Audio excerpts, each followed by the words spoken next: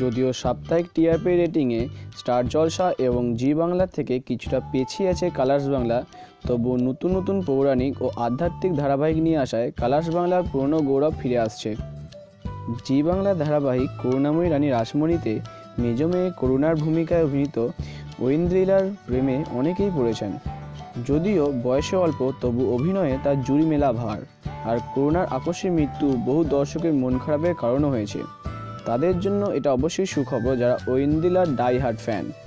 আপনারা অবশ্যই জানবেন আগামী 14ই জানুয়ারি সন্ধ্যে 6টায় কালার্স বাংলায় শুরু হচ্ছে খনার বচন। এখানে আমাদের ঐন্দ্রিলাকে লিড অ্যাক্ট্রেস অর্থাৎ খনার চরিত্রে দেখতে পাবো। রানী রাসমণিতে সুন্দর অভিনয়ের পর অনেকেই তাকে প্রধান চরিত্রে দেখতে চেয়েছিলেন। বলা বাহুল্য, খনার বচন তাদের সেই সমস্ত ইচ্ছাগুলি পূরণ করবে।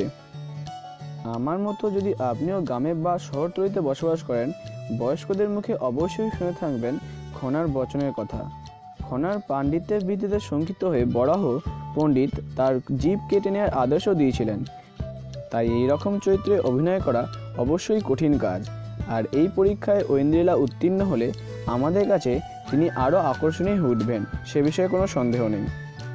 তো বন্ধুরা, আজকের ভিডিওটি এই পর্যন্তই। তোমাদের কী মনে হয় সেটি কমেন্ট করে জানাও। ভিডিওটি ভালো লেগে থাকলে অবশ্যই লাইক করো, আর চ্যানেলে এলে অবশ্যই সাবস্ক্রাইব করো, পাশে বেল আইকনটি প্রেস করো, যাতে সমস্ত ভিডিও তোমরা সবার আগে পেয়ে থাকো। টাটা।